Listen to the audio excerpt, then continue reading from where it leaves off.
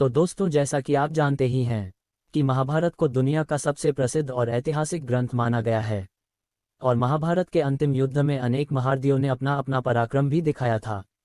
परंतु आज हम आपको 5 ऐसे महारथियों के बारे में बताएंगे जो अगर महाभारत के युद्ध में भाग लेते तो शायद युद्ध का परिणाम कुछ और ही होता।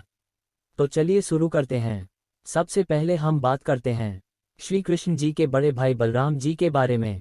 दोस्तों, जैसा कि आप जानते ही हैं, वो एक बहुत ही शक्तिशाली और पराक्रमी योद्धा थे, परंतु उनका कहना था कि दुर्योधन और अर्जुन दोनों ही उनके परम मित्र हैं। इस कारण वो किसी भी सेना की ओर से युद्ध करने में असमर्थ थे। यही कारण था जिसकी वजह से उन्होंने युद्ध में भाग नहीं लिया था और युद्ध के दौरान वो तीर्थ यात्रा पर चले गए थे।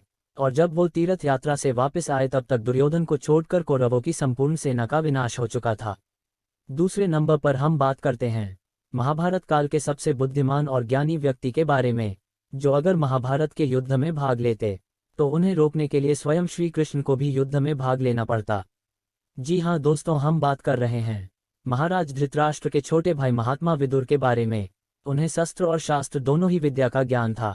मान्यताओं के अनुसार महात्मा विदुर को यमराज का ही अवतार माना जाता है और इनके बारे में खुद श्री कृष्ण ने भी कहा था कि अगर महात्मा विदुर कौरवों की ओर से युद्ध में भाग लेते तो उन्हें स्वयं भी इस युद्ध में भाग लेना पड़ता।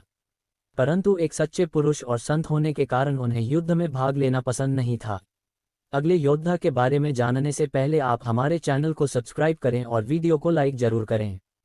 तीसरे नंबर पर हम बात करते हैं बभ्रुवाहन के बारे में। दोस्तों, ये अर्जुन के ही पुत्र थे।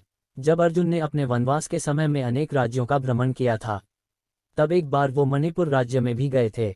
वहां उन्होंने मणिपुर के महाराज चित्रवाहन से उनकी पुत्री चित्रांगदा का हाथ मांगा था। तब चित्रांगदा के पिता महाराज चित्रवाहन ने अर्जुन के सामने एक शर्त रखी थी कि जो अर्जुन और चित्रांगदा की संतान होगी वो मणिपुर राज्य की रक्षा करेगी। इसी कारण बभ्रुवाहन ने महाभारत के युद्ध में भाग नहीं लिया था और कहा जाता है कि बभ्रुवाहन ने ही अर्जुन का वध भी किया था।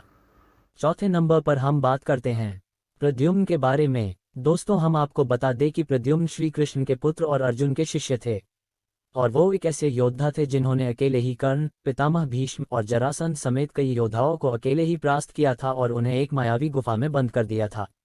परंतु महाभारत में कहीं भी इनके युद्ध में भाग न लेने के कारण को स्पष्ट नहीं किया गया है।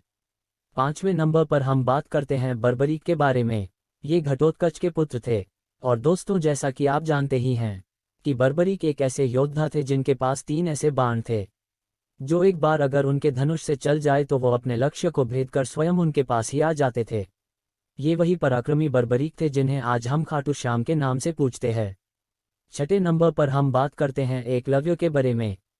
दोस्तों, ये अर्जुन से भी बड़े पराक्रमी योद्धा थे, परंतु आचार्य गुरु द्रोणाचार्य ने दक्षिणा के तौर पर एकलव्य से उसका अंगूठा मांग लिया था और एकलव्य ने उन्हें अपना अंगूठा काट कर दे दिया था और इसी के कारण वो युद्ध में भाग नहीं ले पाए थे।